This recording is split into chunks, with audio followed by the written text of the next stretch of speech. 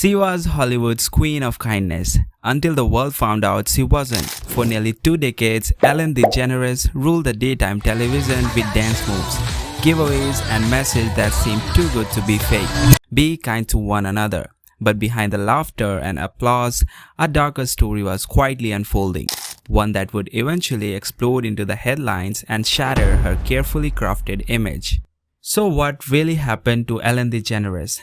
How did she go from America's sweetheart to the center of one of the Hollywood's biggest scandals? Stick around because in this video, we're breaking down the rise and fall of Ellen DeGeneres, the full story, from her unstoppable fame to the controversy that ended it all. So Ellen started her daytime show in 2003, and from the beginning, her whole vibe was about spreading positivity. Her catchphrase, "Be kind to one another." She'd dance with the audience, pull epic pranks, give away cash and cars, and surprise people with heartwarming gestures. Ellen DeGeneres. She even received the Presidential Medal of Freedom in 2016 from President Obama. Like, she was on top of the world, and the money, oh, she was making bank. By 2018, Ellen was making around $87 million in 1 year. She had multiple houses, a clothing line, a game show, and even had a Netflix special. It looked like she was unstoppable.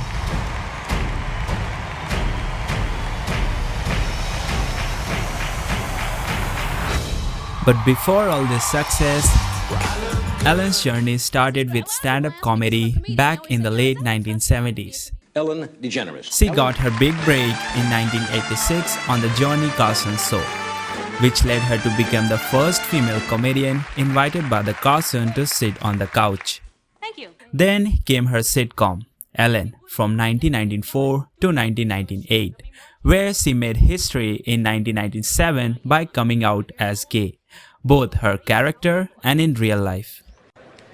Susan, I'm gay.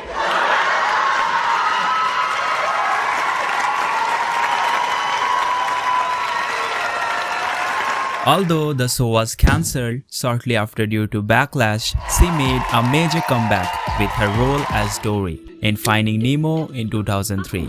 It was a huge spark in her career, and in the same year, she launched The Ellen DeGeneres Show. This show quickly became a cultural phenomenon, winning over 25 Emmys and donating over $500 million to charity and as a gifts to people. You can say this show was a huge success.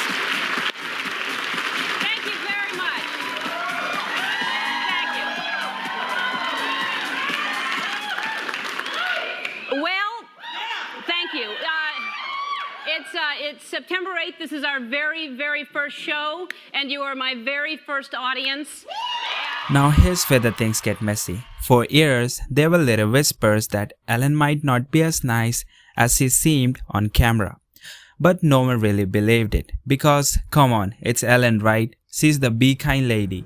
Well, in March 2020, during the pandemic, things started to unravel. It began when comedian Kelvin T. Potter tweeted asking people to share the meanest Ellen stories they'd heard, and thousands of people replied. And these weren't just random complaints, they were from the people who'd worked with her or met her. Some said you weren't allowed to even make eye contact with Ellen, or that she fired staff for dumb reasons, or treated waiters horribly. We were told from the very beginning, don't talk to Ellen, don't do this, you can't, go into her office. It was very nerve-wracking, very stressful. We all walked on eggshells all the time. Then, people started noticing how she treated her guests. Remember when she embarrassed Dakota Johnson for not inviting her to a party, and Dakota clapped back? How was the party? I wasn't invited. Actually, no, that's not the truth, Ellen. You were invited. Last time I was on the show, last year, you gave me a bunch of shit about not inviting you, but I didn't even know you wanted to be invited. Well, who doesn't want to be invited to a party? Well, I didn't even know you liked me.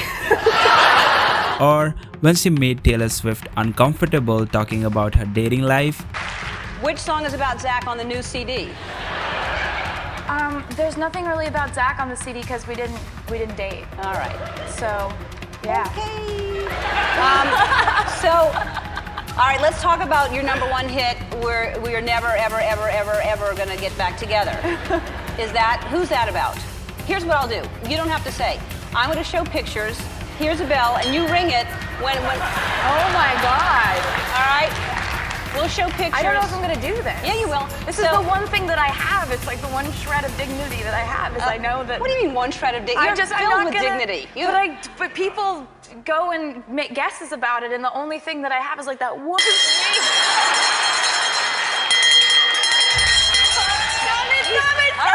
Okay, all right. This makes me feel so bad about myself. Every time I come up here, you put like a different dude up there on the screen.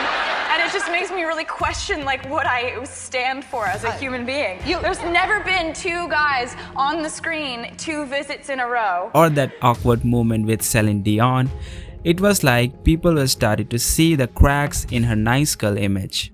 All right, well, it seems like you're busy with something because you're forgetting to cut your son's hair. Look at him. He is beautiful, but look at his hair. When are you going to cut that hair? Do you have a problem with that? She crossed the line in 2008 when Ellen pressured Mariah Carey to confirm her pregnancy on air by offering her champagne. People are saying that that you're pregnant. There's rumors. Don't discuss that. All right, well, you don't have to answer. No, that's okay. No, honestly, you don't have to answer me. Let's just toast with champagne and decide But if... they've been saying that since we... I can have some champagne. It's just fattening. So, you can't have champagne? That's not champagne because you can't No, it have is. Is it really? Yeah, you want to taste it? I can't believe you did this to me, Ellen. What? No, Are you trying I'm to not just- going to ask you if you're pregnant This or is not. I'm just peer going to pressure. say. You see what Ellen is doing? This is peer pressure. No. Let's toast to you not being pregnant. If you're not pregnant, then Oh my goodness. Only for Carey to later suffer a miscarriage, making the incident seem deeply insensitive, causing discomfort. These awkward celebrity interactions began painting a different picture of Ellen, one less about kindness and more about control and disregard. Here's the part that really made people mad. During the COVID-19 lockdown, Ellen continued filming her show from her huge mansion. But guess what? Her staff didn't even know what was going on. They were left in the dark about their pay and working conditions for weeks. Then suddenly, they were told their salaries would be cut down by 60%, even though the show was still running. Now compare that to other hosts. Jimmy Kimmel, he paid his crew out of his pocket. Conan O'Brien, same. Kelly Clarkson, yup, she covered her staff's salaries. But Ellen? Nope. She kept cashing checks while her team struggled. That's when people, and even her biggest fans, started going, wait. Hold up. Wait a minute. Something ain't right. Is she really the kind person she pretends to be? This sparked outrage because Ellen's public image of generosity and empathy didn't align with how she treated her own staff behind the scenes. And then there's me, Ellen. I'm the host of the show and the reason you all have a job. It exposed a growing disconnect between her Be Kind brand and her real-life actions. In July 2020, BuzzFeed published a massive expose where 11 former employees spilled the tea. They said working at Ellen's show was a nightmare, fear, intimidation, and toxic vibes everywhere. People got fired for taking medical leave or going to a funeral. Some were told not to speak to Ellen if they saw her. One black employee said she faced racist comments like, when she was hired, a senior producer joked, "You both have box braids. I hope we don't get you confused." And at the party, a waiter told her, "Sorry, I only know the names of the white people who work here." And when she tried to speak up, everyone distanced themselves from her. Basically, the place was toxic. One worker said, the Be Kind thing only happens when the cameras are on. Someone who's behind the scenes running the show, she's a different person. She's not the person people see in front of the camera. It's all for the show. These revelations came after years of smaller controversies, like her decision to continue filming during the 2007 writers' strike without union writers, which was heavily criticized as undermining her own staff's rights. The BuzzFeed article was the final push that brought everything into the spotlight. After that report, more people came forward. Her former DJ said he felt the toxic energy, and a producer named Heda Muscat called Ellen a hypocrite, saying she's a phony, a liar. Phony, hypocrite, liar. That's what she is. Heda said, Ellen would laugh when producers yelled at staff and called one producer, Ed Glavin, her attack dog. We were in our production meetings and she would watch Ed go off on people. Ellen would look at Ed and she would laugh because I was hoping she was going to say, Ed, you can't be yelling at crew this way. You can't be yelling at people this way. She laughed and she said, every production needs their dog. Meaning Ed is her dog. Like her attack dog. Her attack dog. And Ed, he wasn't just yelling. In a follow-up report, Ed and two other executive producers, Kevin Lehman and Jonathan Norman, were accused of sexual misconduct. Ed was known for creepy touching. Kevin allegedly asked employees for sexual favors and made nasty comments like, "Are you a top or a bottom?" Jonathan was accused of grooming an employee and trying to force himself on him. All three were eventually fired after an internal investigation, but the damage to Ellen's reputation was already done. She claimed she didn't know about the misconduct, but many people questioned how such a toxic culture could thrive under her leadership without her involvement or awareness. After all this, Ellen wrote a letter to her staff saying, "I'm sorry. This isn't the environment I wanted." Then she did a super serious monologue. When season 18 started, she said she takes the responsibility and wants to be a better person. But people didn't buy it. The apology felt fake, like she was just doing damage control. As you may have heard, this summer there were allegations of a toxic work environment at our show.